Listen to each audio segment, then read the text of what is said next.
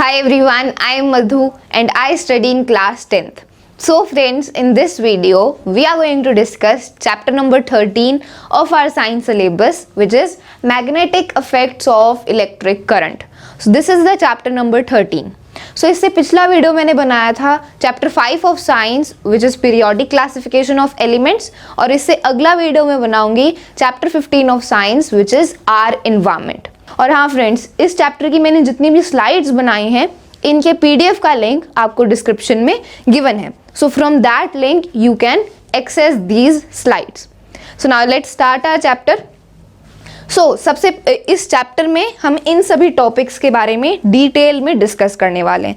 So first of all we will discuss about basic introduction, then we will discuss about magnetic field and field lines, then magnetic field due to a current carrying conductor, then force on a current carrying conductor in a magnetic field, then we will discuss about electric motor, and in the last we will discuss electromagnetic induction.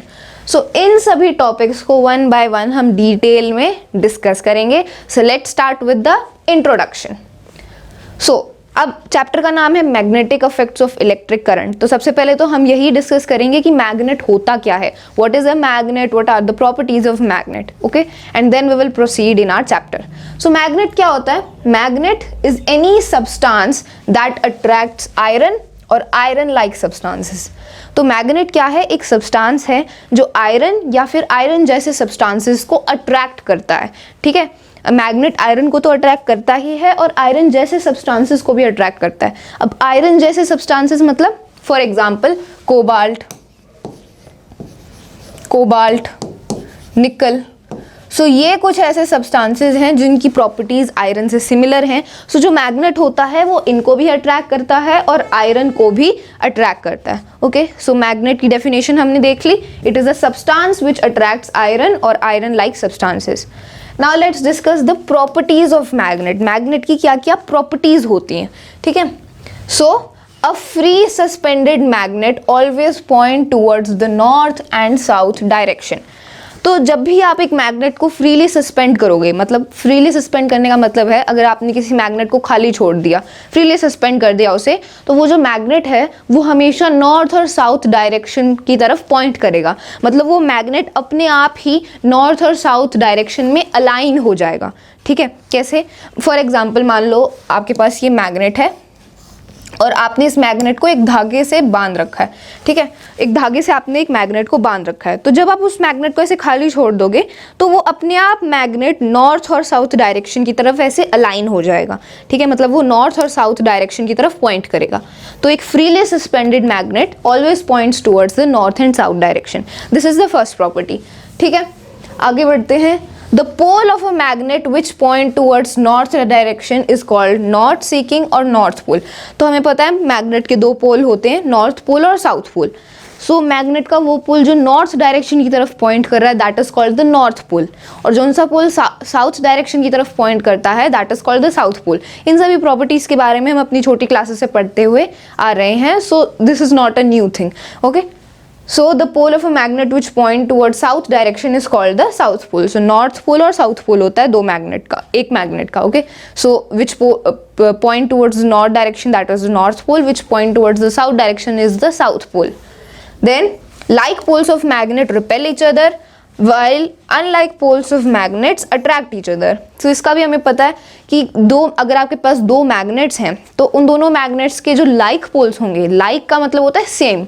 ठीक है, अगर same poles होंगे दोनों magnet के तो वो एक दूसरे को रिपेल करेंगे, मतलब एक दूसरे से दूर दूर जाएंगे। रिपेल करना मतलब दूर जाना। ठीक है, सो अगर लाइक पोल्स हैं, इफ लाइक पोल्स मतलब सेम पोल्स, मान लो दोनों ही साउथ पोल्स आमने सामने हैं तो वो एक दूसरे को रिपेल करेंगे। या फिर मान लो दोनों नॉर्थ पोल ही आमने सामने हैं, दोनों मैग्नेट के नॉर्थ पोल आमने सामने, तो वो भी एक दूसरे को रिपेल करेंगे।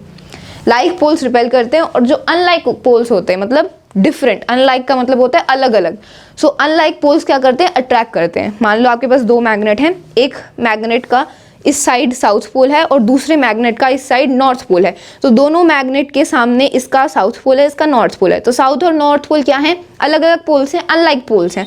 तो जो अनलाइक पोल्स होते हैं वो अट्रैक्ट करते हैं। सो ये दोनों मैग्नेट्स क्या होंगे, अट्रैक्ट होंगे एक दूसरे की तरफ। Why, because there are unlike poles, अलग अलग पोल्स हैं, इसका साउथ पोल है, इसका नॉर्थ पोल है, सो ये अट्रैक्ट होंगे। Okay, so the fourth property is that like poles always repel and unlike poles always attract each other. Okay, so these were some of the basic properties of magnet. I hope आपको clear हो गई हैं. Let's move on. Magnetic field and field lines. अब magnetic field और field lines क्या होती हैं? So now let's discuss about it. The area around a magnet where a magnetic force is experienced is called the magnetic field.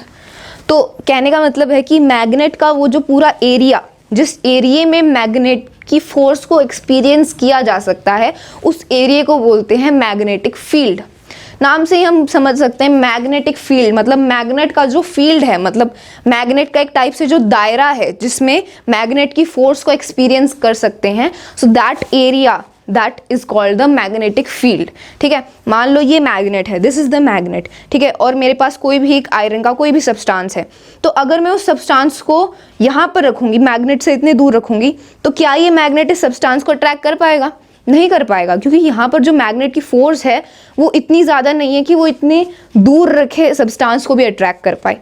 जैसे जैसे substance पास आता जाएगा तो मैग्नेट का जो फील्ड है, मैग्नेट की जो स्ट्रेंथ है वो इंक्रीज होती जाएगी। ठीक है, अब जैसे ये ऑब्जेक्ट इतना पास आएगा, इतना पास आएगा, तो जब ये ऑब्जेक्ट इतना पास आएगा तो मैग्नेट इसे अट्रैक्ट कर लेगा।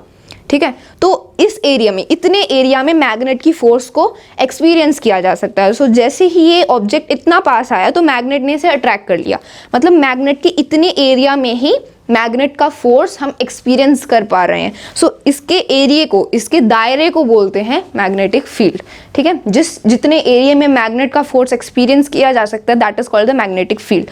अब ऑब्जेक्ट मान लो यहाँ पर है, लेकिन जो मैग्नेट की मैग्नेटिक फील्ड है वो तो इतनी है, मतलब इतने ही एरिया में मैग्नेट का फोर्स अप्लाई होगा। ठीक है, तो अगर ऑब्जेक्ट यहाँ पर है तो मैग्नेट इसे अट्रैक्ट नहीं कर पाएगा, क्योंकि अभी तक ये ऑब्जेक्ट मैग्नेटिक फील्ड में आया ही नहीं है। ठीक है, जैसे ये ऑब्जेक्ट यहाँ आएगा तब भी ये जो मैग्नेट है इसे अट्रैक्ट नहीं कर पाएगा, लेकिन जैसे ये ऑब्जेक्ट यहाँ पर आएगा तो मैग्नेट इसे अट्रैक्ट कर लेगा, क्योंकि अब ये ऑब्जेक्ट मैग्नेट की मैग्नेटिक फील्ड में आ चुका है। ठीक है, तो मैग्नेटिक फील्ड एक टाइप से रीजन है, एरिया है, मैग्नेट का दायरा है जिसमें मैग्नेट की फोर्स को एक्सपीरियंस किया जा सकता है, that is called the magnetic field. ठीक है, then magnetic field is a quantity that has both direction and magnitude. तो मैग्नेटिक फील्ड मैंने बता दिया क्या है, it is just a region. So जो मैग्नेटिक फील्ड है ये क्वांटिटी है। ठीक है, it is a quantity which has both direction and magnitude. तो मैग्नेटिक फील्ड एक क्वांटिटी है जिसकी डायरेक्शन भी होती है और मैग्नीट्यूड भी होता है। तो ऐसी क्वांटिटीज जिसकी डायरेक्शन भी होती है और मैग्नीट्यूड भी होता है, सो ऐसी क्वांटिटीज़ को हम क्या बोलते हैं, वेक्टर क्वांटिटी। हमने पढ़ा है 9th क्लास में कि दो टाइप की क्वांटिटीज़ होती हैं, scalar quantity, vector quantity. Scalar quantities वो होती हैं जिसमें सिर्फ मैग्नीट्यूड होता है, और वेक्टर क्वांटिटीज़ वो होती हैं जिसमें मैग्नीट्यूड और डायरेक्शन दोनों होती हैं। सो मैग्नेटिक फील्ड क्या है, एक वेक्टर क्वांटिटी है, एक वेक्टर क्वांटिटी है क्योंकि इसकी डायरेक्शन और मैग्नीट्यूड दोनों होते हैं। तो यहाँ पर हमें जहाँ पर मैग्नेटिक फोर्स लग रही है तो इसकी डायरेक्शन का भी हमें पता होता है और इसके मैग्नीट्यूड का भी हमें पता होता है कि कितना फोर्स लग रहा है। So it is a quantity which has both direction and magnitude. ठीक है, अब now the magnetic field lines can be explained as imaginary lines that graphically represent the magnetic field acting around a magnet। तो हमने ये तो समझ लिया कि मैग्नेटिक फील्ड क्या होता है। अब मैग्नेटिक फील्ड लाइंस क्या होती हैं, what are magnetic field lines? So magnetic field lines imaginary lines होती हैं जिनको हम यूज़ करते हैं मैग्नेटिक फील्ड को रिप्रेजेंट करने के लिए। ठीक है, अब मैग्नेट है, उसका कितना मैग्नेटिक फील्ड है ये तो हमें दिखाई तो नहीं देता ना, we can not see that where is the magnetic field of that particular magnet, हम ये देख नहीं सकते हैं। तो मैग्नेटिक फील्ड को रिप्रेजेंट करने के लिए कि उस मैग्नेट का कितना मैग्नेटिक फील्ड है, किस डायरेक्शन में है, सो इसको रिप्रेजेंट करने के लिए हम मैग्नेटिक फील्ड लाइंस का यूज करते हैं। हम लाइंस ड्रॉ करते हैं ताकि हमें पता चले कि उस मैग्नेट का कितना मैग्नेटिक फील्ड है, किस डायरेक्शन में है। So that's why we use the magnetic field lines. और ये मैग्नेटिक फील्ड लाइंस क्या हैं, इमेजिनरी लाइंस हैं, ये ऑब्वियसली इमेजिनरी लाइंस हैं, असल में तो ये लाइंस नहीं होती ना मैग्नेट के आसपास, मैग्नेट के आसपास रियल में ऐसी कोई लाइंस नहीं होती, ये इमेजिनरी लाइंस हैं जिनको हम ड्रॉ करते हैं ये समझने के लिए कि उस मैग्नेट का कितना मैग्नेटिक फील्ड है, किस डायरेक्शन में है। So to understand this we draw imaginary lines known as magnetic field lines, ठीक है। Imaginary lines that graphically represent the magnetic field acting around a magnet. तो ये मैंने बता ही दिया कि मैग्नेटिक फील्ड को ग्राफिकली रिप्रेजेंट करने के लिए, समझने के लिए कि कितना मैग्नेटिक फील्ड है, किस डायरेक्शन में है, तो ग्राफिकली रिप्रेजेंट करने के लिए हम इन इमेजिनरी लाइंस का यूज करते हैं known as magnetic field lines, ठीक है। सो ये हमने मैग्नेटिक फील्ड और मैग्नेटिक फील्ड लाइंस के बारे में डिस्कस कर लिया। डायग्राम में आप देख सकते हो, एनसीईआरटी का ये डायग्राम है, ये मैग्नेट है, ये मैग्नेट का नॉर्थ पोल है, ये साउथ पोल है, और ये क्या है, मैग्नेटिक फील्ड लाइंस है, मतलब मैग्नेट का फोर्स किस डायरेक्शन में लग रहा है, कितना उसका मैग्नेटिक फील्ड है। So these are the magnetic field lines. आगे बढ़ते हैं, properties of magnetic field lines. अब इन मैग्नेटिक फील्ड लाइंस की प्रॉपर्टीज क्या हैं, now we will understand the properties of them. So पहली प्रॉपर्टी है, outside the magnet the direction of magnetic field line is taken from north pole to south pole, inside the magnet the direction of magnetic field line is taken from south pole to north pole. तो अभी हमने जैसे diagram में देखा ही कि magnetic field lines की direction क्या है, तो यहाँ पर आप डायरेक्शन को ध्यान से ऑब्जर्व करो, ये नॉर्थ पोल है, this is the north pole, this is the south pole. तो अब ये मैग्नेटिक फील्ड लाइंस कहाँ से निकल रही हैं, तो जो मैग्नेटिक फील्ड लाइंस हैं वो नॉर्थ पोल से निकलती हैं, ठीक है, they originate from the north pole. किसी भी मैग्नेट में जो मैग्नेटिक फील्ड लाइंस हैं वो नॉर्थ पोल से निकलती है। तो यहाँ पर आप एरो से भी देख सकते हो, ये एरो यहाँ है, ये यहाँ है, तो मैग्नेटिक फील्ड लाइंस यहाँ से निकल रही हैं, ठीक है। अब ये यहाँ से ऐसे निकल रही हैं और ऐसे टर्न होके पूरा कर्व बना रही हैं, ठीक है, ये मैग्नेटिक फील्ड लाइंस इस डायरेक्शन में है, ठीक है। तो ये ऐसे नॉर्थ पोल से निकल के यहाँ से कर्व हो गई, और ये यहाँ से भी मैग्नेटिक फील्ड लाइंस निकल रही हैं, सेम यहाँ पर भी नॉर्थ पोल से मैग्नेटिक फील्ड लाइंस निकल रही हैं, ठीक है, और साउथ पोल में आकर मर्ज हो रही हैं। तो यहाँ पर आप देख सकते हो नॉर्थ पोल से मैग्नेटिक फील्ड लाइंस निकल रही हैं और आके साउथ पोल में मर्ज हो रही हैं, मतलब साउथ पोल में आके खत्म हो रही हैं। तो यहाँ पर मैग्नेटिक फील्ड आ रही हैं, ठीक है, साउथ पोल में सारी मैग्नेटिक फील्ड्स आती हैं, ठीक है, नॉर्थ पोल से निकलकर साउथ पोल में आ जाती हैं। सो मैग्नेट के बाहर, outside the magnet the direction of magnetic field lines is from north pole to south pole. मतलब अगर हम मैग्नेट के बाहर की बात करें, सो मैग्नेट के बाहर मैग्नेटिक फील्ड लाइंस की डायरेक्शन क्या है, नॉर्थ पोल से साउथ पोल, ठीक है। लेकिन इनसाइड द मैग्नेट, मैग्नेट के अंदर मैग्नेटिक फील्ड लाइंस की क्या डायरेक्शन है, सो मैग्नेट के अंदर मैग्नेटिक फील्ड लाइंस की डायरेक्शन है साउथ पोल से नॉर्थ पोल। मतलब मैग्नेट के अंदर जो फील्ड लाइंस होती हैं वो साउथ पोल से नॉर्थ पोल तक जाती हैं, ठीक है। मतलब जो मैग्नेट के अंदर अगर हम डायरेक्शन की बात करें तो साउथ पोल से नॉर्थ पोल, लेकिन मैग्नेट के बाहर मैग्नेटिक फील्ड लाइंस की डायरेक्शन होती है नॉर्थ पोल से साउथ पोल। डायग्राम में आप समझ ही सकते हो। तो क्वेश्चन आ सकता है, एग्जाम में क्वेश्चन आ सकता है कि what is the direction of magnetic field lines outside the magnet. अगर आउटसाइड द मैग्नेट बोला है तो सिंपल है, अंडरस्टैंडेबल है कि मैग्नेटिक फील्ड लाइंस की डायरेक्शन होती है नॉर्थ से साउथ पोल। लेकिन अगर क्वेश्चन है कि what is the direction of magnetic field lines inside the magnet, so inside the magnet magnetic field lines की डायरेक्शन होती है साउथ पोल से नॉर्थ पोल, ठीक है। डायग्राम से हम समझ सकते हैं। सो ये क्या है, ये पहली प्रॉपर्टी है कि मैग्नेटिक फील्ड लाइंस की डायरेक्शन क्या होती है, ओके। सेकंड प्रॉपर्टी है they are continuous and form closed curves. So जो मैग्नेटिक लाइंस होती हैं वो कॉन्टिन्यूस और क्लोज्ड कर्व्स फॉर्म करती हैं। तो जैसे यहाँ पर हमने देखा है डायग्राम में कि जो मैग्नेटिक फील्ड लाइंस हैं ये कंटिन्यूस हैं, ठीक है, मतलब बीच में, इनके बीच में कोई स्पेस नहीं है, और ये क्लोज्ड कर्व्स ऐसे बना रही हैं, ठीक है। So this is the second property. Then magnetic field lines never intersect each other, very important. जो मैग्नेटिक फील्ड लाइंस होती हैं वो कभी भी एक दूसरे को इंटरसेक्ट नहीं करती हैं। यहाँ पर आप देख भी सकते हो कोई भी मैग्नेटिक फील्ड लाइन एक दूसरे को इंटरसेक्ट नहीं कर रही। यहाँ पर आप देख सकते हो मैग्नेटिक फील्ड लाइंस बहुत पास में हैं लेकिन इंटरसेक्ट नहीं करेंगी। इंटरसेक्ट क्यों नहीं करती, अगर मान लो, अगर हम थोड़ी देर के लिए सपोज करें कि दो मैग्नेटिक फील्ड लाइंस इंटरसेक्ट कर रही हैं, ठीक है, ये पहली मैग्नेटिक फील्ड लाइन है और ये दूसरी मैग्नेटिक फील्ड लाइन है। तो मान लो कि दो मैग्नेटिक फील्ड लाइंस इंटरसेक्ट कर रही हैं, तो अगर हम यहाँ पर इस पॉइंट पर इस पॉइंट पर अगर एक कंपास रखें, कंपास क्या होता है, कंपास एक डिवाइस होता है जिससे हमें डायरेक्शन पता चलती है मैग्नेटिक फील्ड की, है ना। कंपास तो देखा ही होगा, उस कंपास में क्या होता है, एक नीडल होता है, तो वो जो नीडल होती है वो मैग्नेट की बनी होती है, और वो जो नीडल होती है कंपास की वो हमेशा नॉर्थ डायरेक्शन की तरफ पॉइंट करती है, ठीक है। So compass is used for finding the direction of magnetic field, ठीक है। तो अगर इस पॉइंट पर आप एक कंपास रखोगे तो अब वो जो कंपास की नीडल है वो कौन सी डायरेक्शन शो करेगी। अब कंपास की नीडल एक साथ तो दो डायरेक्शन को शो नहीं कर सकती ना, या तो वो इस डायरेक्शन को पॉइंट करेगी या फिर इस डायरेक्शन को पॉइंट करेगी। इसीलिए जो मैग्नेटिक फील्ड लाइंस हैं वो कभी भी एक दूसरे को इंटरसेक्ट नहीं करेंगी, ठीक है। सो वो जो इस एग्जाम्पल से हमें पता चल रहा है, अगर मान लो कि दो जो मैग्नेटिक फील्ड लाइंस हैं वो इंटरसेक्ट भी कर रही हैं, तो अगर हम उस इंटरसेक्शन के पॉइंट पर एक कंपास रखें तो कंपास की जो नीडल है या तो वो इस डायरेक्शन में पॉइंट करेगी या इस डायरेक्शन में पॉइंट करेगी। So together it can not show two directions, दो डायरेक्शंस को तो वो शो नहीं कर सकती। So that's why magnetic field lines कभी भी इंटरसेक्ट नहीं करती, ठीक है। Then if field lines are close, अगर फील्ड लाइंस क्लोज हैं, फील्ड इज स्ट्रॉन्गर। तो जितनी मैग्नेटिक फील्ड लाइंस एक दूसरे के पास होती हैं उतना ही मैग्नेटिक फील्ड स्ट्रॉन्ग होता है, मतलब उतनी ही मैग्नेट की फोर्स ज़्यादा होती है, ठीक है। जितना मैग्नेटिक फील्ड लाइंस पास पास में होंगी, जितनी डेंस होंगी, उतना ही मैग्नेटिक फील्ड स्ट्रॉन्ग होगा, ठीक है। If field lines are far apart, field is weak. Simple सी बात है, मैग्नेटिक फील्ड लाइंस जितनी पास पास होंगी उतना ही ज़्यादा स्ट्रॉन्ग मैग्नेटिक फील्ड होगा, और मैग्नेटिक फील्ड लाइंस जितनी दूर दूर होंगी उतना ही कमज़ोर मैग्नेटिक फील्ड होगा। जैसे यहाँ पर ये जो डायग्राम है इसमें आप देख भी सकते हो कि यहाँ पर पोल्स के पास ये जो मैग्नेट है, इसके पोल्स के पास जो मैग्नेटिक फील्ड लाइंस हैं वो कितनी पास पास हैं। यहाँ पर आप देख सकते हो कितना ज़्यादा डेंस है यहाँ पर मैग्नेटिक फील्ड लाइन का नेटवर्क। तो यहाँ पर पोल के पास जो मैग्नेटिक फील्ड है, जो मैग्नेट की जो फोर्स है वो ज़्यादा होती है ना। कोई भी अगर आप मैग्नेट लोगे तो मैग्नेट के जो मैग्नेट है वो ज़्यादा उसका अट्रैक्शन कहाँ पर होता है, ज़्यादा मैग्नेट की फोर्स कहाँ होती है, उसके पोल्स पर होती है।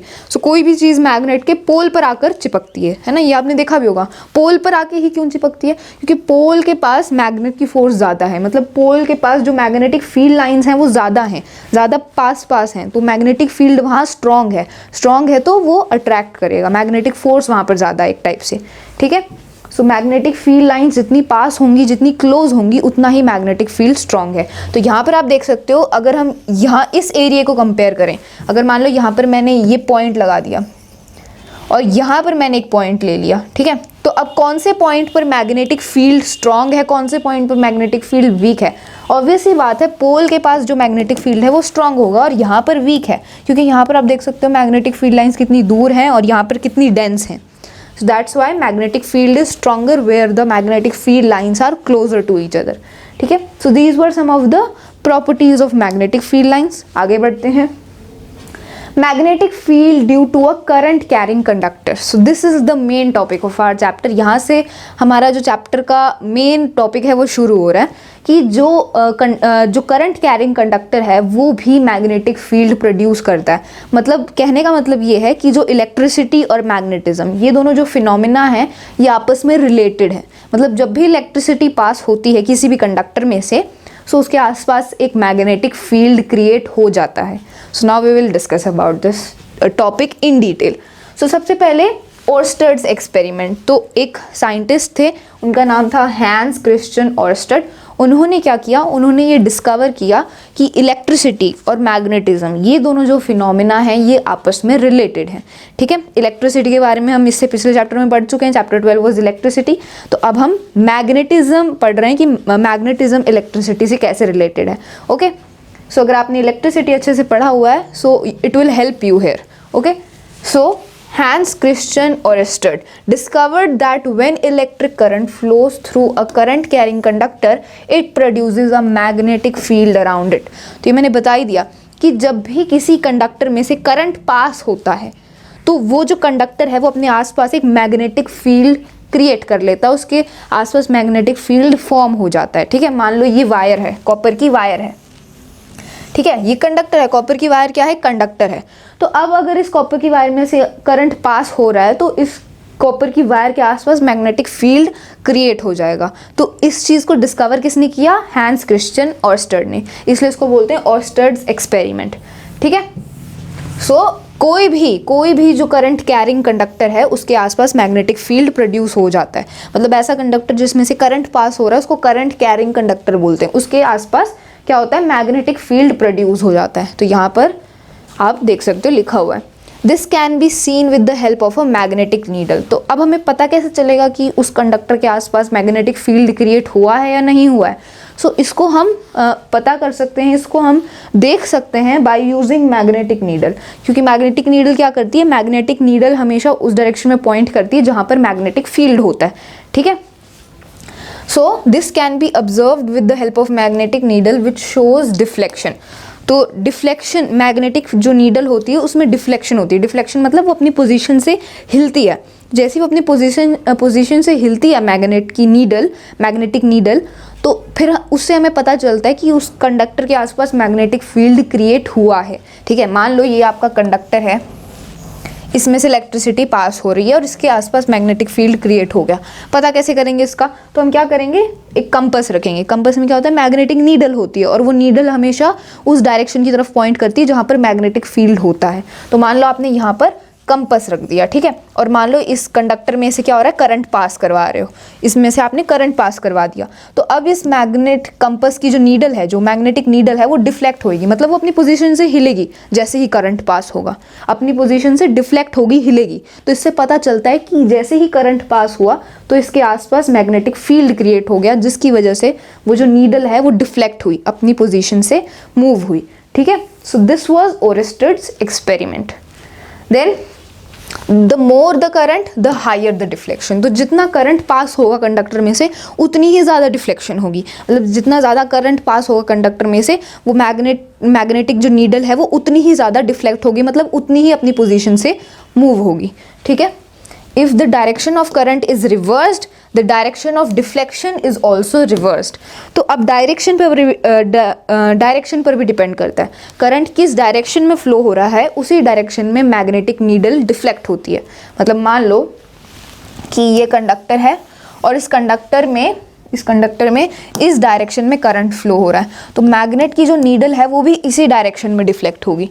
ठीक है, और अगर मान लो हम करंट की डायरेक्शन को रिवर्स कर दें, मतलब अब हम करंट इस साइड से नहीं इस साइड से चला रहे हैं। ठीक है, तो अगर जब करंट इस साइड फ्लो करेगा, मतलब रिवर्स फ्लो करेगा, तो अब मैग्नेट की नीडल वो इस साइड डिफ्लेक्ट करेगी, मतलब वो भी इसी साइड डिफ्लेक्ट करेगी। तो अगर करंट की डायरेक्शन को हम रिवर्स कर दें तो मैग्नेटिक नीडल की जो डिफ्लेक्शन है वो भी रिवर्स हो जाएगी। ठीक है, मतलब मैग्नेटिक नीडल उसी साइड डिफ्लेक्ट करेगी जिस साइड करंट फ्लो हो रहा है कंडक्टर में। ठीक है, सो आई होप ये आपको समझ आ गया। Then through this observation Oersted showed that electricity and magnetism were related phenomena. So इस एक्सपेरिमेंट से ऑर्स्टेड ने डिस्कवर किया, ये प्रूव किया कि इलेक्ट्रिसिटी और मैग्नेटिज्म रिलेटेड हैं, आपस में रिलेटेड फिनोमेना है। ठीक है, सो इस एक्सपेरिमेंट से उन्होंने ये डिस्कवरी करी that electricity and magnetism are related. So this was the Oersted experiment.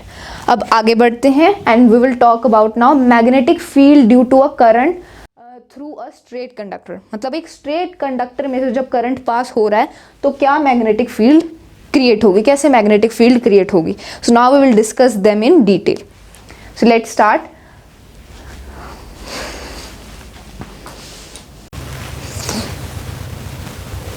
So a current carrying straight conductor has magnetic field in the form of concentric circles around it। तो जो straight conductor जिसमें से current pass हो रहा है तो उस conductor के पास कैसी मैग्नेटिक फील्ड होती है, कैसी मैग्नेटिक फील्ड प्रोड्यूस होती है।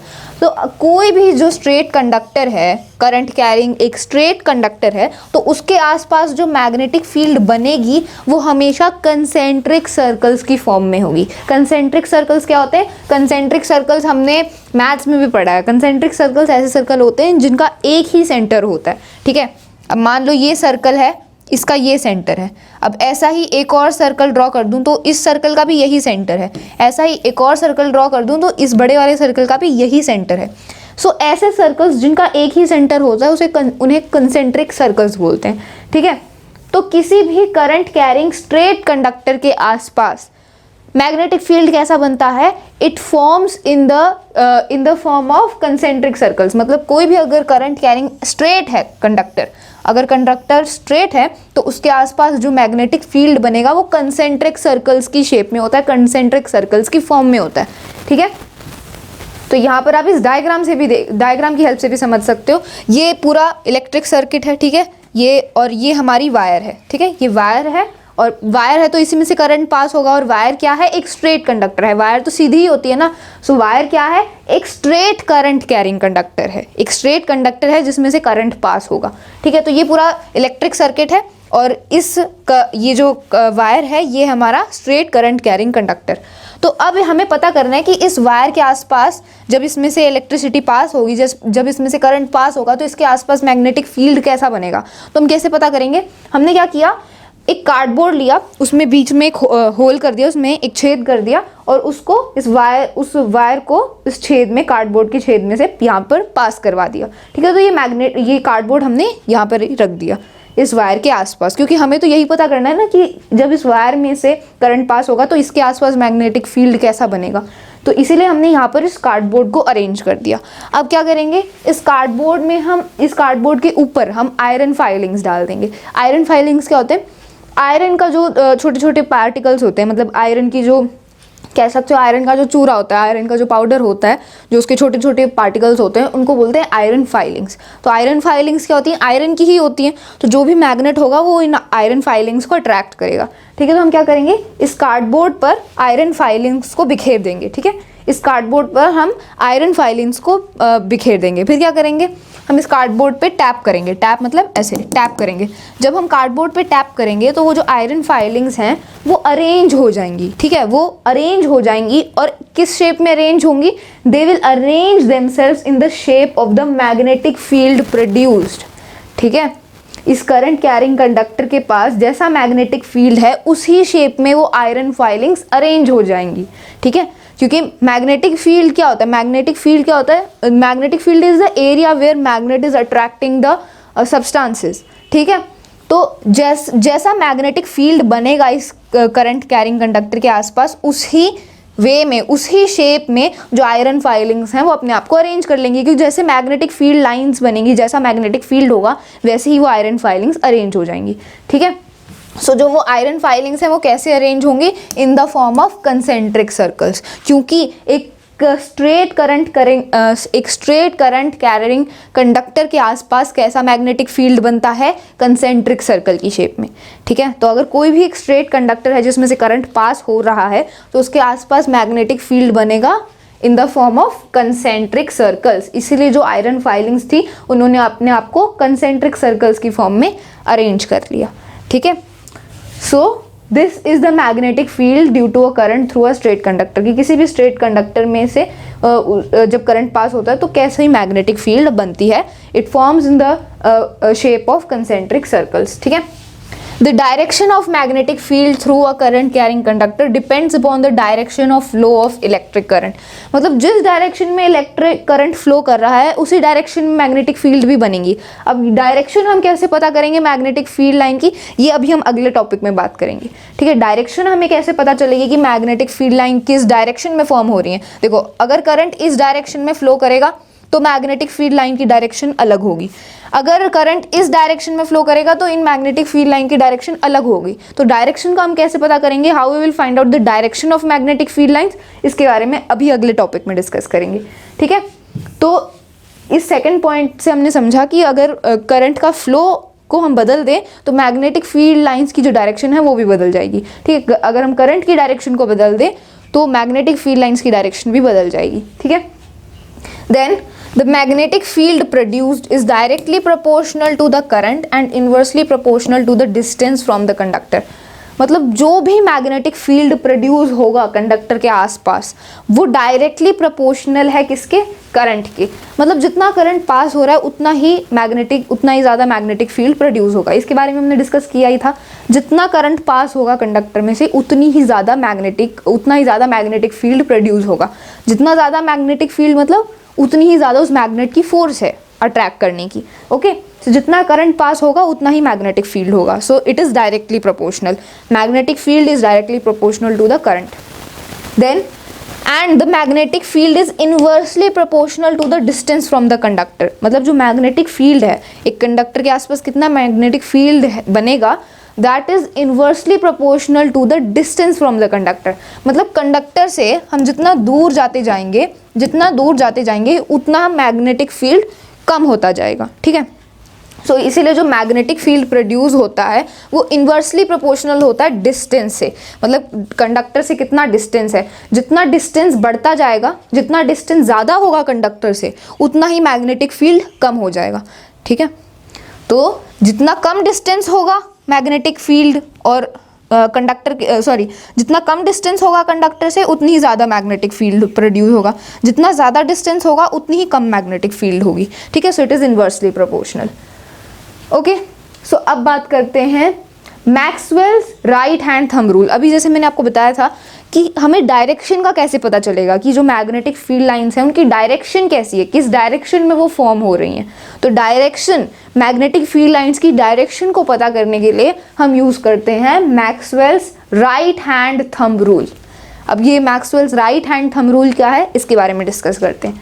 So it states that if you hold the current carrying straight wire in the grip of your right hand in such a way that stretched thumb points in direction of current, then the direction of the curl of the fingers will give the direction of magnetic field. तो कहने का मतलब क्या है, ये right hand thumb rule क्या है कि मान लो ये आपका स्ट्रेट करंट कैरिंग कंडक्टर है, ये वायर है जिसमें से करंट पास होगा, ठीक है। तो अब आपको पता करना है, मान लो कि इस कंडक्टर में से ऊपर की साइड करंट फ्लो हो रहा है, मतलब जो करंट है वो ऊपर की साइड फ्लो हो रहा है, इस डायरेक्शन में फ्लो हो रहा है। तो अब हमें पता करना है कि इस करंट कैरिंग कंडक्टर के आसपास जो मैग्नेटिक फील्ड बना है उसकी क्या डायरेक्शन है, जो मैग्नेटिक फील्ड है उसकी क्या डायरेक्शन है। So how we will find out the direction using the right hand thumb rule. अब राइट हैंड थंब रूल क्या है कि जो आपका करंट कैरिंग कंडक्टर है उसको हाथ में पकड़ो, so in the right hand, so this is the right hand, और जिस डायरेक्शन में करंट फ्लो हो रहा है उस डायरेक्शन में अपने थंब को स्ट्रेच करो, राइट हैंड के थंब को स्ट्रेच करो। तो करंट इस डायरेक्शन में फ्लो हो रहा है, ऊपर की डायरेक्शन में फ्लो हो रहा है, तो मैंने थंब को ऊपर की तरफ पॉइंट कर दिया, ठीक है। थंब को मैंने ऊपर की तरफ पॉइंट कर दिया। अब जिस डायरेक्शन में फिंगर्स कर्ल होंगी उसी डायरेक्शन में मैग्नेटिक फील्ड प्रोड्यूस हुआ है उस पर्टिकुलर कंडक्टर का, ठीक है। सो राइट हैंड थंब रूल क्या है, मैग्नेटिक फील्ड के डायरेक्शन को पता करने के लिए। अब करंट इस डायरेक्शन में फ्लो हो रहा है तो मैंने अपने राइट हैंड के थंब को ऊपर की तरफ पॉइंट किया, और जिस डायरेक्शन में मेरे कर्ल हो रही हैं फिंगर्स, मतलब जिस डायरेक्शन में मेरी फिंगर्स घूमेंगी उसी डायरेक्शन में मैग्नेटिक फील्ड प्रोड्यूस हो रहा है, ठीक है। तो इस डायरेक्शन में मेरी फिंगर्स घूम रही हैं, मतलब इस डायरेक्शन में मैग्नेटिक फील्ड प्रोड्यूस हो रहा है इस कंडक्टर के आसपास, ठीक है। अब मान लो कि करंट नीचे की तरफ फ्लो कर रहा है, करंट नीचे की तरफ फ्लो कर रहा है, तो मैं क्या करूंगी, अपने राइट हैंड के थंब को नीचे की तरफ पॉइंट करूंगी, ठीक है, because current is flowing in downward direction. तो अब मेरी फिंगर्स जिस डायरेक्शन में कर्ल होंगी उस डायरेक्शन में मैग्नेटिक फील्ड बनेगा। तो थंब नीचे की तरफ पॉइंट है और फिंगर्स कैसे कर्ल हो रही हैं, इस डायरेक्शन में, मतलब इस डायरेक्शन में मैग्नेटिक फील्ड प्रोड्यूस हुआ है इस पर्टिकुलर कंडक्टर का। सो this is the right hand thumb rule, किसी भी मैग्नेटिक फील्ड की डायरेक्शन को पता करने के लिए कि वो किस डायरेक्शन में फॉर्म हो रहा है, ठीक है। सो यही यहाँ पर लिखा है कि अगर आप अपने थंब को करंट की डायरेक्शन में पॉइंट करो तो जिस डायरेक्शन में आपकी फिंगर्स कर्ल होंगी वही मैग्नेटिक फील्ड की डायरेक्शन होती है। थंब को आपको करंट की फ्लो की डायरेक्शन में पॉइंट करना है, जिस डायरेक्शन में करंट फ्लो हो रहा है उस डायरेक्शन में थंब, और जिस डायरेक्शन में फिंगर्स कर्ल हो रही हैं, जिस डायरेक्शन में फिंगर्स घूम रही हैं उसी डायरेक्शन में मैग्नेटिक फील्ड बनेगा, ठीक है। तो इससे हमें मैग्नेटिक फील्ड की डायरेक्शन मिल जाएगी। डायग्राम में आप देख सकते हो करंट यहाँ पर आप देख सकते हो ऊपर की डायरेक्शन में फ्लो हो रहा है, तो ये राइट हैंड है, थंब को हमने ऊपर की डायरेक्शन में पॉइंट किया, ठीक है। तो अब ऊपर की डायरेक्शन में पॉइंट किया तो अब जो फिंगर्स हैं वो कैसे कर्ल होंगी, अगर हमने थंब को ऊपर पॉइंट किया है तो फिंगर्स इस डायरेक्शन में कर्ल होंगी, इस डायरेक्शन में कर्ल होंगी, मतलब ऐसे ऐसे, ठीक है। कौन सी डायरेक्शन है ये, एंटी क्लॉकवाइज। तो दो डायरेक्शन होती है, क्लॉकवाइज और anti clockwise. This direction is clockwise and this direction is anti clockwise, ठीक है।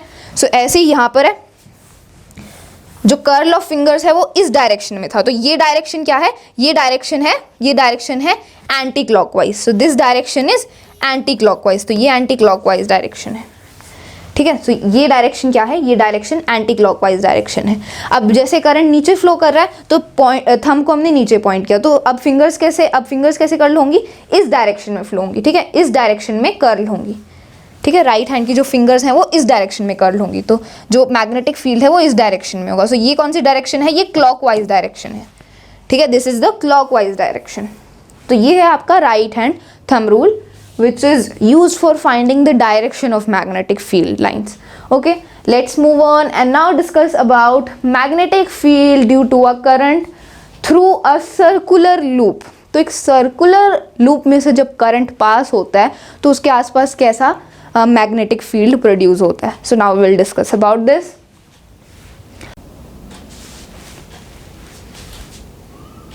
सो every point on the circular loop will act as a straight conductor। तो सर्कुलर लूप क्या होता है, सर्कुलर यहाँ पर आप देख सकते हो। सो बेसिकली दिस शेप, इस शेप को हम बोलते हैं सर्कुलर लूप। तो ये जो करंट है अब इस सर्कुलर लूप में से फ्लो हो रहा है, तो अब इस सर्कुलर लूप में से जब करंट फ्लो होगा सो कैसी मैग्नेटिक फील्ड फॉर्म होगी, this we are going to discuss in the topic. So every point on the circular loop will act as a straight conductor. तो ये सर्कुलर लूप है, ठीक है, करंट इसमें flow कर रहा है, कौन सी डायरेक्शन में फ्लो कर रहा है, so current is flowing in this direction, current इस डायरेक्शन में फ्लो कर रहा है, एंटी क्लॉकवाइज डायरेक्शन में, ठीक है। So current is flowing from this terminal and then it is flowing at to this terminal. So जो करंट की डायरेक्शन है वो ये है, ठीक है। तो एक सर्कुलर लूप में हर एक पॉइंट एक स्ट्रेट कंडक्टर की तरह एक्ट करता है, ठीक है। अगर मान लो ये पूरा सर्कुलर लूप है, लेकिन सिर्फ आप अगर इतने पोर्शन की बात करो, सो इतना पोर्शन ये क्या है, ये तो एक स्ट्रेट कंडक्टर ही है ना, ऑब्वियस सी बात है। अगर हम एक सर्कुलर लूप के एक पर्टिकुलर पार्ट की बात करें, अगर मैं इस पार्ट की बात करूं तो ये क्या है, ये एक स्ट्रेट कंडक्टर है। तो एक सर्कुलर लूप में हर एक पॉइंट एक स्ट्रेट कंडक्टर की तरह एक्ट करता है। और अभी हमने पिछले टॉपिक में पढ़ाई था कि जब भी कोई स्ट्रेट कंडक्टर होता है और उसमें से जब करंट पास होता है तो उसके आसपास जो मैग्नेटिक फील्ड फॉर्म होता है वो कैसा बनता है, कंसेंट्रिक सर्कल्स की फॉर्म में बनता है ना। तो यहाँ पर भी सेम है, इस सर्कुलर लूप में क्या है, बहुत सारे स्ट्रेट कंडक्टर्स हैं एक टाइप से, है ना, क्योंकि हर एक पॉइंट स्ट्रेट कंडक्टर की तरह ही एक्ट कर रहा है। तो हर एक स्ट्रेट कंडक्टर के आसपास कंसेंट्रिक सर्कल की फॉर्म में ही मैग्नेटिक फील्ड फॉर्म होगा, ठीक है। तो हर एक स्ट्रेट कंडक्टर में क्या होगा, कंसेंट्रिक सर्कल्स की फॉर्म में ही जो मैग्नेटिक फील्ड है वो फॉर्म होगा, ठीक है। देन तो ये फर्स्ट पॉइंट हमने देख लिया कि every point on the circular loop act as a straight conductor. Magnetic field lines are closer to the conductor. तो अब पहले हम समझते हैं कि कैसी मैग्नेटिक फील्ड लाइंस इसमें फॉर्म होंगी। तो देखो, so if we talk about this part, अगर हम सिर्फ इस पार्ट की बात करें, इस वाले पार्ट की बात करें, सो इस पार्ट को यहाँ पर साइड में ले आओ, ठीक है, इस पार्ट को यहाँ पर हम डिटेल में बात करते हैं। सो ये एक स्ट्रेट कंडक्टर ही है, ठीक है। तो अब करंट कैसे फ्लो कर रहा है, इस डायरेक्शन में फ्लो कर रहा है। So current is flowing in this direction, upward direction, ठीक है। अगर इसको मैं ऐसे कर दूं, सो करंट क्या हो रहा है, इस डायरेक्शन में फ्लो कर रहा है। So current is flowing like this in upward direction. तो अब इस पे right hand thumb rule apply करेंगे। तो राइट हैंड थंब रूल क्या कहता है कि अपने राइट हैंड के थंब को करंट की डायरेक्शन में स्ट्रेच करो और अपनी फिंगर्स को आप जिस डायरेक्शन में कर्ल होंगी, जिस डायरेक्शन में आपकी फिंगर्स कर्ल होंगी उसी डायरेक्शन में मैग्नेटिक फील्ड फॉर्म होगा। सो करंट इस डायरेक्शन में फ्लो कर रहा है, थंब इस डायरेक्शन में होगा, तो कर्ल ऑफ फिंगर्स इस डायरेक्शन में है। So current will be flowing like this, ठीक है।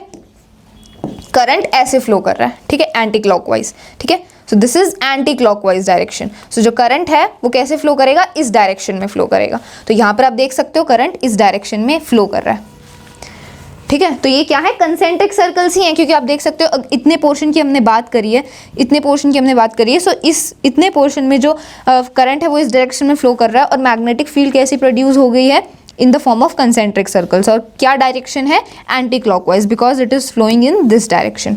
तो ऐसे ही हर पॉइंट पे कंसेंट्रिक सर्कल्स फॉर्म होंगे, ठीक है, क्योंकि हर एक पॉइंट स्ट्रेट कंडक्टर की तरह एक्ट कर रहा है। तो अब इसमें देखो, अगर हम इसी पॉइंट को आगे कंटिन्यू करें तो ये मैग्नेटिक फील्ड लाइंस बनती जा रही हैं और फिर ये मैग्नेटिक फील्ड लाइन बनेगी ऐसे, ठीक है। फिर ये वाली मैग्नेटिक फील्ड लाइन, फिर ये वाली ऐसे मैग्नेटिक फील्ड लाइन, फिर ये मैग्नेटिक फील्ड लाइन, फिर ये मैग्नेटिक फील्ड लाइन। सो जैसे जैसे हम सेंटर की तरफ आ रहे हैं तो मैग्नेटिक फील्ड लाइंस क्या हो रही हैं, सीधी होती जा रही हैं, ठीक है। सीधी नहीं है, एक्चुअली ये सीधी नहीं है, क्योंकि ये भी क्या है, एक बड़े से कॉन्सेंट्रिक सर्कल का ही पार्ट है ना। क्योंकि हमने देखा था कि एक स्ट्रेट कंडक्टर के आसपास जो मैग्नेटिक फील्ड लाइंस होती हैं वो कंसेंट्रिक सर्कल्स की फॉर्म में ही बनती हैं, ठीक है। सो हमने इस इतने पार्ट की बात करी, तो कंसेंट्रिक सर्कल की फॉर्म में मैग्नेटिक फील्ड लाइंस बन रही थी। तो अब जैसे जैसे मैग्नेटिक फील्ड लाइंस और बनेंगी, ठीक है, और जैसे जैसे हम सेंटर के पास आते जाएंगे, मतलब सर्कुलर लूप के सेंटर की तरफ बढ़ेंगे, तो ये जो मैग्नेटिक फील्ड लाइंस हैं ये ऑलमोस्ट हमें स्ट्रेट दिखाई दे रही हैं। यहाँ पर आप देख भी सकते हो डायग्राम में, सेंटर में जो सर्कुलर लूप का ये जो सेंटर है, यहाँ पर जो मैग्नेटिक फील्ड लाइंस हैं वो ऑलमोस्ट हमें स्ट्रेट दिख रही हैं, ठीक है। और जैसे जैसे हम सर्कुलर लूप के एंड तक पहुंचते हैं तो जो मैग्नेटिक फील्ड लाइंस हैं वो पूरी सर्कल्स बन जाती हैं और डेंस भी है यहाँ पर, ठीक है। सो यही बात यहाँ पर लिखी हुई है, magnetic field lines are closer near the conductor which means the magnetic field is stronger near the periphery of the loop. तो हमने डिस्कस किया था जितनी मैग्नेटिक फील्ड लाइंस आपस में क्लोज होंगी उतना ही ज़्यादा स्ट्रॉन्ग मैग्नेटिक फील्ड होगा। तो यहाँ पर आप देख सकते हो ये मैग्नेटिक फील्ड यहाँ पर कितनी ज़्यादा डेंस है, कितनी क्लोज है ना। सो यहाँ पर जो मैग्नेटिक फील्ड है वो स्ट्रॉन्ग होगा, यहाँ पर जो फोर्स है जो मैग्नेटिक फील्ड की वो ज़्यादा है as compare to this part, क्योंकि यहाँ पर आप देख सकते हो मैग्नेटिक फील्ड लाइंस कितनी दूर दूर हैं, ठीक है, इन द सेंटर। सो यहाँ पर मैग्नेट की जो फोर्स जो फोर्स है यहाँ पर मैग्नेटिक फील्ड की वो कम रहेगी, okay. Then magnetic field lines move away from each other as we move towards the center of the current carrying loop। तो ये हमने डिस्कस कर ही लिया, जैसे जैसे हम सर्कुलर लूप के बीच में जा रहे हैं तो वैसे वैसे जो मैग्नेटिक फील्ड लाइंस हैं एक दूसरे से दूर हो रही हैं और स्ट्रेट हो रही हैं, ठीक है। Then at the centre the magnetic field lines appear as straight lines. तो ये स्ट्रेट लाइंस की तरह हमें दिख रही हैं सेंटर में, ओके। सो ये डायग्राम से भी आप इसको समझ सकते हो। Then factors affecting magnetic field of a circular current carrying conductor. तो अब कौन से फैक्टर्स हैं जिन पर मैग्नेटिक फील्ड डिपेंड करती है जब भी एक सर्कुलर लूप में से करंट पास होता है। So what are the factors? तो magnetic field is directly proportional to current passing through the conductor. तो ये तो हमने देख ही लिया था कि किसी भी एक पर्टिकुलर कंडक्टर में से, चाहे वो सर्कुलर लूप हो चाहे वो स्ट्रेट कंडक्टर ही क्यों ना हो, जितना करंट पास होगा उतनी ही ज़्यादा मैग्नेटिक फील्ड होगी। So magnetic field is always directly proportional to the current. Then magnetic field is inversely proportional to the distance from the conductor। तो ये भी हमने देखा था कि जितना ज़्यादा कंडक्टर से डिस्टेंस बढ़ता जाएगा उतनी ही मैग्नेटिक फील्ड कम होती जाएगी। कंडक्टर से जितना डिस्टेंस बढ़ेगा उतनी ही मैग्नेटिक फील्ड कम होगी। So magnetic field is inversely proportional to the distance from the conductor.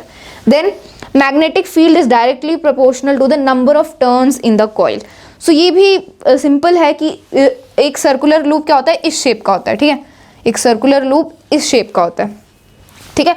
तो अगर इस सर्कुलर लूप में जितने हम कॉइल बढ़ा देंगे, मतलब जितने इसमें घुमाव होंगे, इस सर्कुलर लूप में जितने टर्न्स होंगे, जितने इसमें घुमाव होंगे, जितनी बार इसको हम घुमाएंगे, ठीक है, इस सर्कुलर लूप को, तो उतना ही ज़्यादा करंट फ्लो करेगा। जितना ज़्यादा करंट फ्लो करेगा तो फिर उतना ही ज़्यादा मैग्नेटिक फील्ड भी प्रोड्यूस होगा।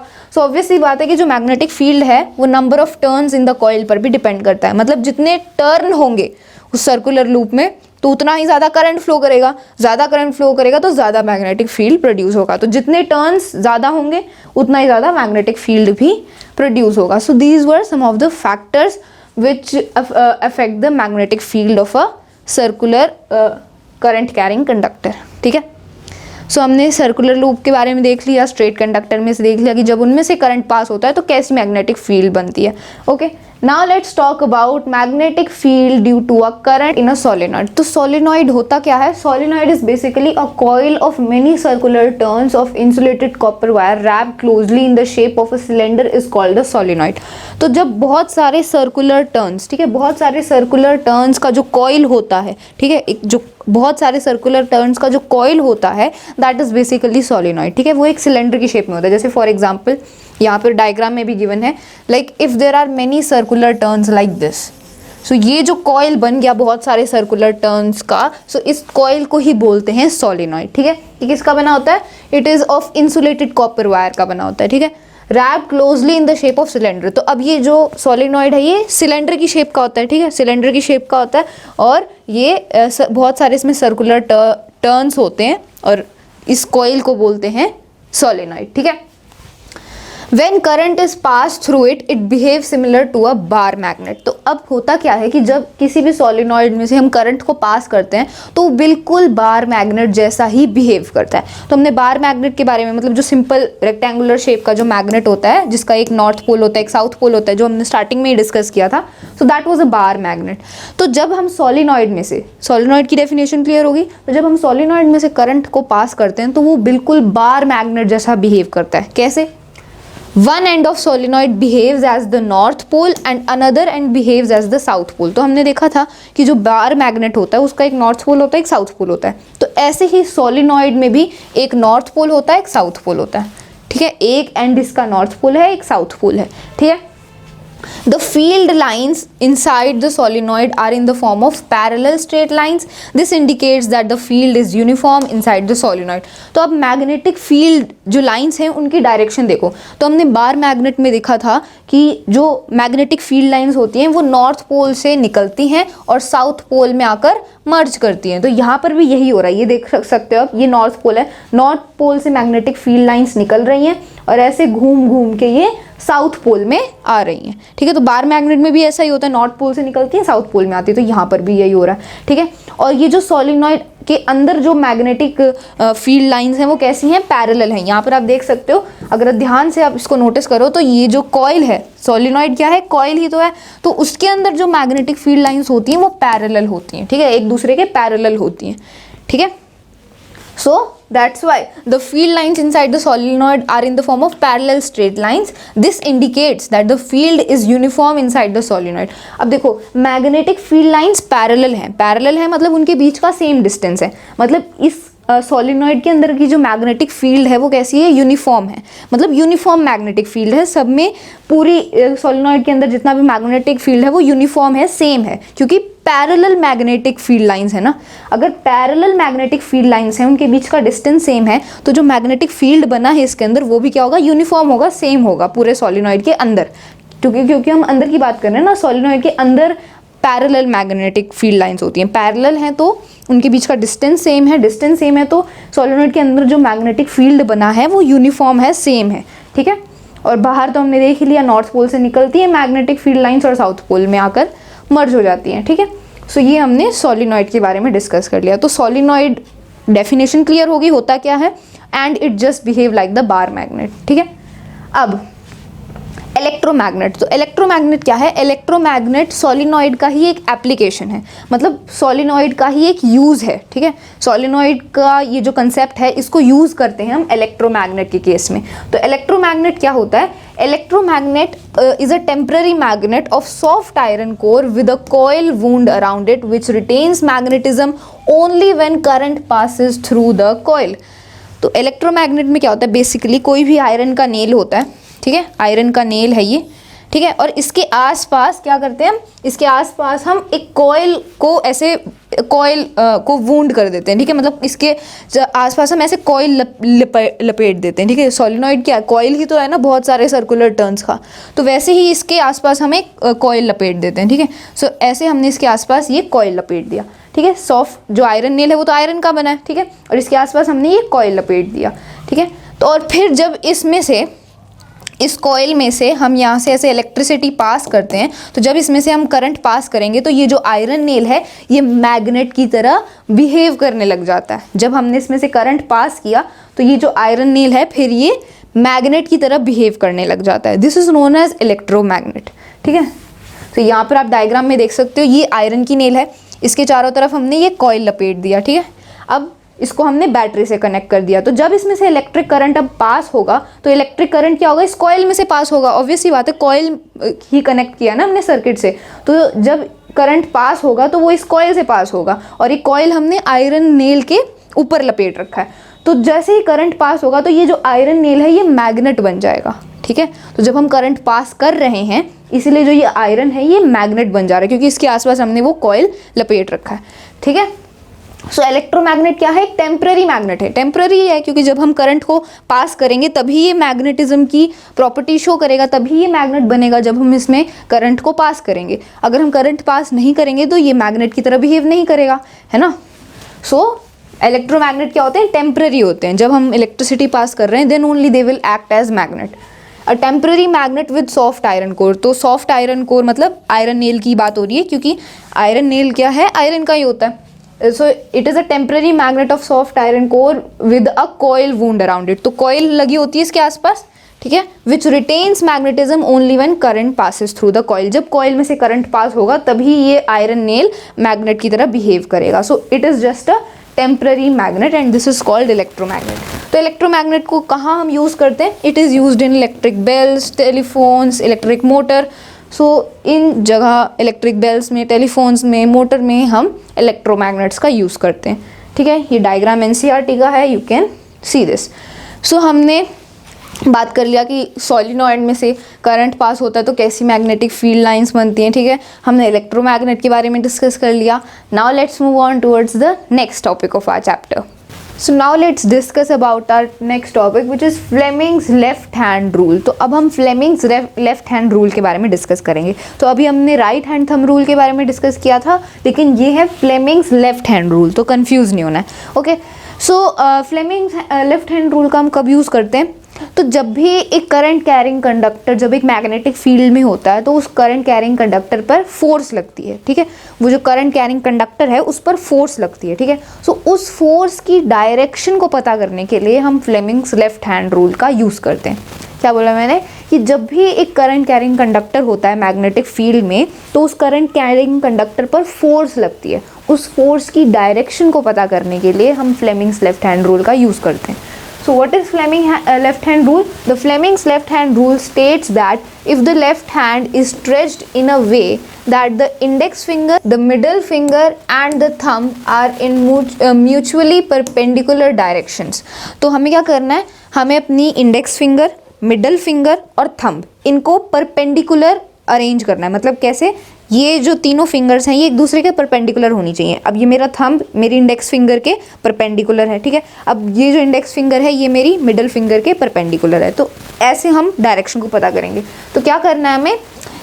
Then the index finger and middle finger of a stretched left hand show the direction of magnetic field and direction of electric current respectively. तो जब हम ऐसे तीनों फिंगर्स को परपेंडिकुलर अरेंज कर लेते हैं एक दूसरे के, तो ये जो इंडेक्स फिंगर होती है ये मैग्नेटिक फील्ड की डायरेक्शन बताती है और जो ये मिडल फिंगर होती है ये इलेक्ट्रिक करंट की डायरेक्शन बताती है and the thumb shows the direction of motion और force acting on the conductor. और जो ये थंब होता है ये फोर्स की डायरेक्शन बताता है कि उस कंडक्टर पर जो फोर्स लग रहा है उसकी डायरेक्शन को इंडिकेट करता है ये थंब, ठीक है। So what is Fleming left hand rule? कि अगर हम अपनी इंडेक्स फिंगर, मिडल फिंगर और थंब को एक दूसरे के परपेंडिकुलर ऐसे अरेंज करें, सो ये जो हमारी इंडेक्स फिंगर होती है ये मैग्नेटिक फील्ड की डायरेक्शन शो करती है। मीन्स इस डायरेक्शन में मैग्नेटिक फील्ड होगा। जो मिडल फिंगर होती है वो डायरेक्शन ऑफ इलेक्ट्रिक करंट को इंडिकेट करती है, मतलब इलेक्ट्रिक करंट किस डायरेक्शन में फ्लो हो रहा है। और जो थंब होता है वो फोर्स की डायरेक्शन को इंडिकेट करती है, जो उस कंडक्टर पर जो फोर्स लग रहा है उसकी डायरेक्शन को, ठीक है। सो यहाँ पर आप डायग्राम में देख सकते हो ये इंडेक्स फिंगर है तो ये मैग्नेटिक फील्ड को इंडिकेट करेगी, ये मिडल फिंगर है तो ये करंट को इंडिकेट करेगी, और ये थंब है which shows the force acting on the conductor, मतलब फोर्स की डायरेक्शन क्या है, ठीक है। So this is the Fleming's left hand rule. तो मैग्नेटिक फील्ड की डायरेक्शन ये है, फोर्स की डायरेक्शन ये है और करंट की डायरेक्शन ये है। तो जो फोर्स है वो कंडक्टर के हमेशा परपेंडिकुलर लगती है, okay, you can see it here, ठीक है। सो यही है आपका Fleming's left hand rule. Now let's discuss about electric motor. तो अब इलेक्ट्रिक मोटर के बारे में डिस्कस करेंगे। It is a very very important topic. So an electric motor is a rotating device that converts electrical energy to mechanical energy. So electric motor क्या है? एक device है जो इलेक्ट्रिकल एनर्जी को मैकेनिकल एनर्जी में convert करता है। For example जब आप फैन को चलाते हो, सो फैन चलाने के लिए आप क्या करते हो? स्विच को ऑन करते हो। सो स्विच को ऑन करना मतलब इलेक्ट्रिकल एनर्जी प्रोवाइड करना। So, जैसे ही आप स्विच को ऑन करते हो तो इलेक्ट्रिसिटी प्रोवाइड होती है मोटर को, और फिर मोटर क्या करता है? उस इलेक्ट्रिकल एनर्जी को मैकेनिकल एनर्जी में कन्वर्ट करता है और फिर हमारा फैन घूमता है। सो जो फैन है वो घूम रहा है तो वो क्या है? It is mechanical energy. जब भी कोई ऑब्जेक्ट मोशन करता है so it is having mechanical energy. So motor का काम क्या है? वो इलेक्ट्रिकल एनर्जी को मैकेनिकल एनर्जी में कन्वर्ट करता है, ओके। सो अब हम इलेक्ट्रिक मोटर काम कैसे करता है उसकी वर्किंग को अच्छे से समझेंगे। So what is the principle? Principle क्या है इलेक्ट्रिक मोटर का? When a rectangular coil carrying current is placed in a magnetic field it experiences a force which rotates it continuously. तो होता क्या है कि हम एक कॉइल को, एक रेक्टेंगुलर कॉइल को दो मैग्नेट्स के बीच में रख देते हैं। मतलब दो मैग्नेट्स के बीच में रख रहे हैं, मतलब एक मैग्नेटिक फील्ड में रख रहे हैं, है ना, क्योंकि जहां मैग्नेट्स होंगे वहां उनकी मैग्नेटिक फील्ड भी होगी। सो हमने एक रेक्टेंगुलर कॉइल को मैग्नेटिक फील्ड में रख दिया, ठीक है, दो मैग्नेट्स के बीच में रख दिया। Then it experiences a force which rotates it continuously। तो जब हम इसको मैग्नेटिक फील्ड में रखते हैं इस रेक्टेंगुलर कॉइल को, तब इस पर फोर्स अप्लाई होता है, ठीक है। ये जो रेक्टेंगुलर कॉइल है इस पर फोर्स लगता है और उस फोर्स की वजह से ये जो कॉइल है ये घूमने लग जाता है। और जब ये घूमता है so obviously it is rotating, then mechanical energy will be produced, है ना। तो वो mechanical energy, when anything is doing motion it is mechanical energy. जैसे ये घूमने लग जाएगा it will be the electrical energy is converted into the mechanical energy और मोटर अपना काम करेगी। ओके, सो अब ये कैसे रोटेट करता है, how it rotates, how the motor works, so इसके बारे में हम डिस्कस करते हैं। सो होता क्या है, ये दो मैग्नेट्स हैं, ठीक है। इस मैग्नेट का हमने नॉर्थ पोल सामने की तरफ रखा है और इस मैग्नेट का साउथ पोल हमने सामने की तरफ रखा है, ठीक है। तो इस मैग्नेट का नॉर्थ पोल सामने है, इसका साउथ पोल पीछे है, इस मैग्नेट का साउथ पोल सामने है और इसका नॉर्थ पोल पीछे है, ठीक है। अब यहाँ पर आप देख सकते हो ये क्या है, ये एक रेक्टेंगुलर कॉइल है, ठीक है। यहाँ पर लिखा भी है ABCD। सो ये क्या है, एक रेक्टेंगुलर कॉइल है जिसमें से इलेक्ट्रिसिटी पास हो सकती है। ओके, देन ये कनेक्टेड है एक्स और वाई से। एक्स और वाई क्या है, एक्स और वाई ब्रशेज हैं, ठीक है। These are the brushes X और वाई। तो इनको, इस रेक्टेंगुलर कॉइल को यहाँ पर इससे कनेक्ट किया हुआ है। अब इसको कनेक्ट किया हुआ है इलेक्ट्रिक सर्किट से, ठीक है। इसको किया हुआ है इलेक्ट्रिक सर्किट से, ये पूरा इलेक्ट्रिक सर्किट बनाया हुआ है। ये बैटरी है और ये की है, ठीक है। सो यहाँ से इन्हें इलेक्ट्रिसिटी मिलेगी। ओके, सो जैसे हम स्विच को ऑन करेंगे तो यहाँ से इलेक्ट्रिक करंट फ्लो होगा। करंट फ्लो होगा तो यहाँ से ये करंट, पहले तो करंट यहाँ से पॉजिटिव टर्मिनल से नेगेटिव टर्मिनल की तरफ फ्लो करता है ना, तो करंट यहाँ से फ्लो करेगा। अब जैसे ही ये करंट यहाँ पर फ्लो करेगा तब ये एक्स पॉइंट पर आएगा, इस ब्रश के पास आएगा, ठीक है। और फिर ये यहाँ आएगा। ये क्या है, ये है स्प्लिट रिंग्स। स्प्लिट रिंग्स मतलब रिंग होती है कंप्लीट पूरी रिंग, अब उसको बीच में से तोड़ दे, so that is split ring. So ये दो स्प्लिट रिंग्स हैं जिन्होंने इस एक्सल को पकड़ा हुआ है। ये एक्सल है और इसको पकड़ा हुआ है इन स्प्लिट रिंग्स ने, और ये कनेक्टेड है ब्रशेस से which is X and Y. तो जब करंट फ्लो होगा तो करंट यहाँ से आएगा, पहले ब्रशेस के पास, फिर यहाँ पर आएगा, ठीक है, इस कॉइल में आएगा। तो पहले ये ए पॉइंट से बी पॉइंट तक जाएगा, फिर बी से सी की तरफ जाएगा, फिर सी से डी जाएगा और फिर ऐसे, और यहाँ वाई से फिर ये पूरा इस बैटरी में दोबारा चला जाएगा। ओके, सो करंट ऐसे फ्लो हो रहा है पॉजिटिव टर्मिनल से नेगेटिव टर्मिनल तक। तो अब ये जो करंट फ्लो हो रहा है इस रेक्टेंगुलर कॉइल में, तो अब, और करंट तो फ्लो हो ही रहा है और साथ में ये जो रेक्टेंगुलर कॉइल है ये एक मैग्नेटिक फील्ड में रखा है, दो मैग्नेट्स के बीच में रखा है। तो इसकी वजह से इस रेक्टेंगुलर कॉइल पर फोर्स अप्लाई होगी। अब फोर्स कैसे अप्लाई होगी ये हम फ्लेमिंग्स लेफ्ट हैंड रूल से पता करेंगे, किस डायरेक्शन में फोर्स अप्लाई हो रही है, ठीक है। क्योंकि फ्लेमिंग्स लेफ्ट हैंड रूल क्या है, it tells us the direction of the force applied on the conductor, है ना, हमने भी डिस्कस किया था। सो यहाँ पर हम फ्लेमिंग्स लेफ्ट हैंड रूल का यूज करेंगे। कैसे, करंट देखो यहाँ पर ए से बी में फ्लो रहा है। अगर हम इस कॉइल की बात करें, इस कॉइल की अगर हम बात करें तो कॉइल क्या है, ABCD, ये रेक्टेंगुलर कॉइल है। तो करंट ए से बी फ्लो हो रहा है पहले। तो करंट की डायरेक्शन क्या है, करंट की डायरेक्शन है ए से बी। तो हमने फ्लेमिंग्स लेफ्ट हैंड रूल में देखा था कि जो इंडेक्स फिंगर होती है वो मैग्नेटिक फील्ड के डायरेक्शन को बताती है, जो मिडिल फिंगर होती है वो करंट के डायरेक्शन को बताती है, और जो थंब होता है वो फोर्स की डायरेक्शन को बताता है ना। सो करंट ए से बी फ्लो हो रहा है, तो करंट की डायरेक्शन क्या है, ये। तो ये जो मिडिल फिंगर है इसको हम ऐसे पॉइंट करेंगे। अब ये जो मेरी इंडेक्स फिंगर है ये किस साइड पॉइंट हो रही है, इस साइड पॉइंट हो रही है, और ये इंडेक्स फिंगर किसको इंडिकेट करती है, मैग्नेटिक फील्ड को। तो मैग्नेटिक फील्ड की डायरेक्शन क्या है, मैग्नेटिक फील्ड की डायरेक्शन है ये, this is the direction of magnetic field. क्योंकि ये हमने डिस्कस भी किया था कि जो मैग्नेटिक फील्ड की डायरेक्शन होती है वो नॉर्थ पोल से साउथ पोल की तरफ होती है। याद करो हमने स्टार्टिंग में डिस्कस किया था कि मैग्नेटिक फील्ड की डायरेक्शन होती है नॉर्थ पोल से साउथ पोल। सो यहाँ पर भी यही होगा, ये नॉर्थ पोल है इस मैग्नेट का, ये साउथ पोल है, तो मैग्नेटिक फील्ड की डायरेक्शन क्या होगी, नॉर्थ पोल से साउथ पोल, इस डायरेक्शन में है मैग्नेटिक फील्ड। तो ये हमने फ्लेमिंग्स लेफ्ट हैंड रूल से भी कंफर्म कर लिया। करंट ऐसे फ्लो कर रहा है ए से बी, सो करंट की डायरेक्शन ये है, मैग्नेटिक फील्ड की डायरेक्शन ये है। अब फोर्स कहाँ लग रहा है, फोर्स लग रहा है इस नीचे वाली डायरेक्शन में, डाउनवर्ड डायरेक्शन में, ठीक है। यहाँ पर आप थंब की हेल्प से देख सकते हो ये कैसे है, इनवर्ड है, मतलब ये इस साइड लग रही है फोर्स, ठीक है। सो फोर्स इज अप्लाइड ऐसे नीचे की तरफ लग रही है, ठीक है। Force is applied in downward direction, मतलब इस साइड, ठीक है। यहाँ पर मैंने इसको नीचे वाली एरो से रिप्रेजेंट किया, मतलब नीचे की तरफ लग रही है फोर्स, ठीक है। अब करंट यहाँ से बी से सी की तरफ फ्लो करेगा, फिर सी से डी की तरफ फ्लो करेगा। तो जब करंट सी से डी की तरफ फ्लो कर रहा है तब फोर्स की क्या डायरेक्शन है, तो देखो करंट सी से डी की तरफ फ्लो कर रहा है, तो करंट की डायरेक्शन क्या है, करंट की डायरेक्शन है सी से डी, है ना। सो मिडल फिंगर को हम ऐसे रिप्रेजेंट करेंगे क्योंकि सी से डी करंट फ्लो हो रहा है। तो अब मैग्नेटिक फील्ड की डायरेक्शन क्या है, मैग्नेटिक फील्ड की डायरेक्शन ये है, क्योंकि इंडेक्स फिंगर मैग्नेटिक फील्ड की डायरेक्शन को रिप्रेजेंट करती है, तो मैग्नेटिक फील्ड तो इसी डायरेक्शन में, करंट की डायरेक्शन ये है। और थंब कहां पर है, थंब आगे की तरफ है, मतलब अब फोर्स कैसी लग रही है, अब सी डी पर जो फोर्स है वो अपवर्ड लग रही है, मतलब ऊपर की साइड लग रही है ना। जो ए बी वाला पार्ट है इस पर फोर्स नीचे लग रही है, और जो सी डी वाला पार्ट है, ये जो सी डी का ये पार्ट है जो कॉइल का, इसके ऊपर कैसी फोर्स लग रही है, अपवर्ड फोर्स लग रही है, ऊपर की तरफ फोर्स लग रही है।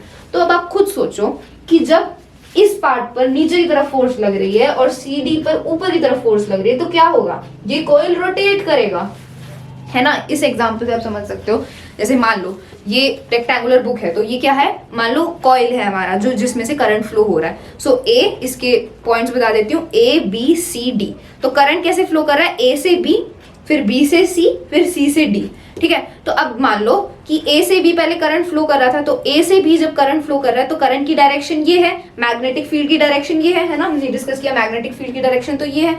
फोर्स कहाँ लग रहा है, फोर्स लग रहा है नीचे, मतलब इस साइड लग रहा है, नीचे की तरफ फोर्स लग रहा है ना, ठीक है। तो फोर्स कहाँ लग रहा है, ए बी जो साइड है उस पर फोर्स नीचे लग रहा है। अब जब करंट बी से सी फ्लो होगा, फिर जो करंट है वो सी से डी फ्लो होगा, तो जब करंट सी से डी की तरफ फ्लो कर रहा है तब करंट की डायरेक्शन तो ये है, मैग्नेटिक फील्ड की डायरेक्शन तो यही रहेगी। अब फोर्स की डायरेक्शन क्या है, फोर्स की डायरेक्शन है ऊपर, है ना, फोर्स की डायरेक्शन क्या है, ऊपर। Force will be applied upward, है ना, क्योंकि जो करंट है उसकी डायरेक्शन ये है ना, और जो मैग्नेटिक फील्ड है उसकी डायरेक्शन इस साइड है। तो फोर्स की डायरेक्शन क्या है, ऊपर है, क्योंकि थंब मेरा ऊपर की तरफ पॉइंट हो रहा है। तो जो सीडी वाली साइड है उस पर फोर्स कैसा लग रहा है, ऊपर लग रहा है।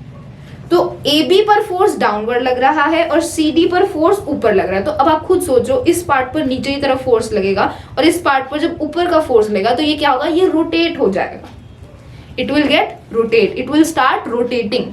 तो ऐसे ही जो कॉइल है, जो रेक्टेंगुलर कॉइल है, वो रोटेट करने लग जाएगा, क्योंकि ए बी पर तो फोर्स नीचे लग रहा है और सी डी पर ऊपर लग रहा है, तो ये रोटेट हो जाएगा, ठीक है। सो इसी वजह से जो मोटर है वो क्या करती है, वो रोटेट होने लग जाती है। तो ये जो रेक्टेंगुलर कॉइल है ये रोटेट होने लगता है, रोटेट होने लगता है तो जो आगे डिवाइस कनेक्टेड है वो भी रोटेट होने लगेगा, for example fan.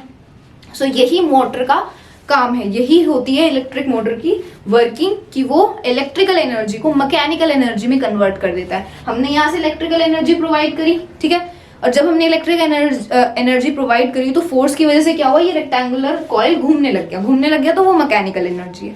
So this is the working of electric motor, ठीक है। तो यहाँ पर आप समझ भी सकते हो इससे कि when a rectangular coil carrying a current is placed in a magnetic field, तो हमने इसको एक मैग्नेटिक फील्ड में रखा, दो मैग्नेट के बीच में रखा, मतलब मैग्नेटिक फील्ड है यहाँ पर।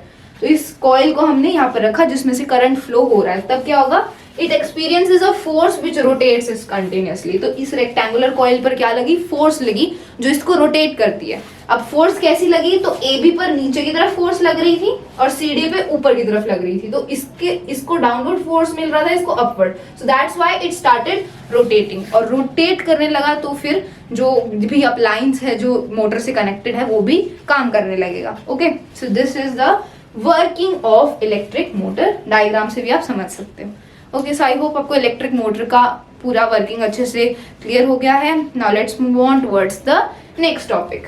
So friends, now let's discuss about the last topic of our chapter, which is electromagnetic induction. So this is the last topic. So electromagnetic induction क्या है? An electric current produced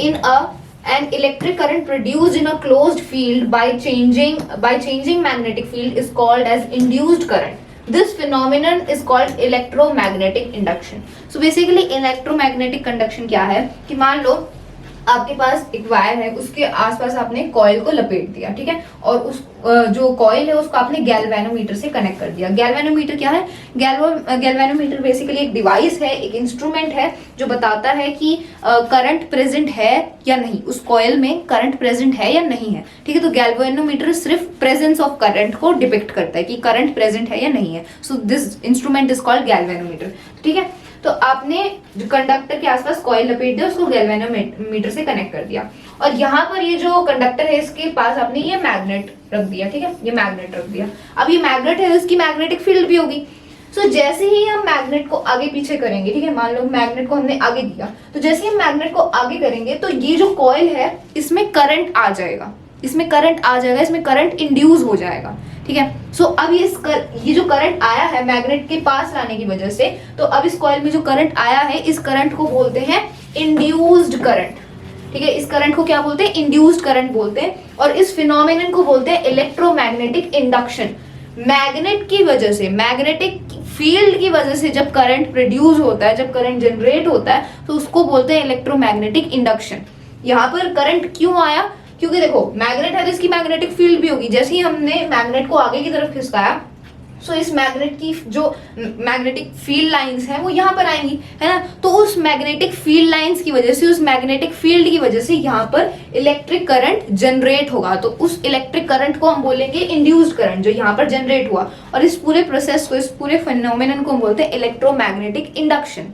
और ये discover किसने किया था? This was discovered by Michael Faraday, very famous, he is a very famous, very well known scientist. उन्होंने ही electromagnetic induction के बारे में डिस्कवर किया कि जब हम मैग्नेटिक फील्ड को चेंज कर रहे हैं, यहाँ पर हम क्या करें, मैग्नेट को आगे पीछे कर रहे हैं, मैग्नेट को आगे पीछे कर रहे हैं, तो मैग्नेटिक फील्ड चेंज हो रहा है, क्योंकि जब पास लाएंगे तो मैग्नेटिक फील्ड यहाँ पर आएंगी, जब दूर ले जाएंगे तो मैग्नेटिक फील्ड दूर जाएंगी, है ना। तो जब मैग्नेटिक फील्ड को हम चेंज कर रहे हैं तो यहाँ पर करंट जनरेट हो रहा है, सो इसको बोलते हैं करंट प्रोड्यूस हो रहा है, इस करंट को बोलते हैं इंड्यूस्ड करंट, और इस प्रोसेस को बोलते हैं electromagnetic induction, discovered by Michael Faraday, ठीक है। सो यही बात यहाँ पर लिखी है। एंड इलेक्ट्रिक करंट प्रोड्यूस्ड, एक इलेक्ट्रिक करंट प्रोड्यूस होता है in a closed field by changing magnetic field. तो मैग्नेटिक फील्ड को चेंज करके जब इलेक्ट्रिक करंट प्रोड्यूस हो रहा है, ठीक है, is called as induced current. जो करंट प्रोड्यूस हुआ उसको इंड्यूस्ड करंट बोलेंगे, लेकिन इस फिनोमेनन को इलेक्ट्रोमैग्नेटिक इंडक्शन बोलते हैं, ठीक है। हमने ऑर्स्टेड के एक्सपेरिमेंट में क्या देखा? हमने ऑर्स्टेड के एक्सपेरिमेंट में देखा था कि जब इलेक्ट्रिसिटी पास होती है, जब करंट फ्लो होता है, तो मैग्नेटिक फील्ड प्रोड्यूस होती है। लेकिन इलेक्ट्रोमैग्नेटिक इंडक्शन में हम पढ़ रहे हैं कि जैसे ही मैग्नेटिक फील्ड चेंज होती है तो करंट प्रोड्यूस होता है। सो ये दोनों बिल्कुल अलग अलग बातें हैं, अलग अलग कंसेप्ट्स हैं कि जब इलेक्ट्रिसिटी या करंट फ्लो करता है तो मैग्नेटिक फील्ड तो प्रोड्यूस होता है, लेकिन जब मैग्नेटिक फील्ड चेंज होता है तो इलेक्ट्रिसिटी या फिर करंट प्रोड्यूस होता है, ठीक है। So these are opposite phenomena discovered by Michael Faraday.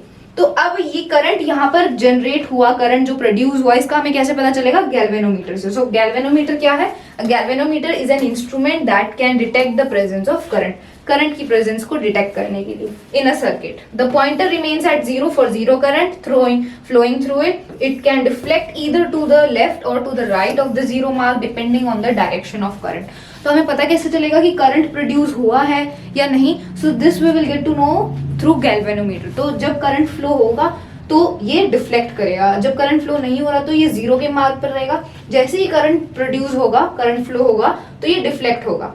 और डायरेक्शन डिपेंड करती है कि जिस डायरेक्शन में करंट फ्लो कर रहा है उसी डायरेक्शन में डिफ्लेक्ट करेगा। Okay, so this is the instrument galvanometer through which we can tell the presence of current, ठीक है। सो ये आपका टॉपिक था electromagnetic induction. So this was the last topic of our chapter. So we have finished our chapter magnetic effects of electric current. I hope आपको ये पूरा chapter अच्छे से क्लियर हो गया है, सभी टॉपिक्स अच्छे से क्लियर हो गए हैं। In case you have any doubt in any of the topics, then you can ask me in the comment box below. और अगर फ्रेंड्स आपको हमारे वीडियोस पसंद आते हैं तो आप हमें सपोर्ट कर सकते हैं हमारे वीडियोस को लाइक और शेयर करके। Okay, so I'll be coming back with some more new videos of class 10th. Till then, that's it. Thank you very much.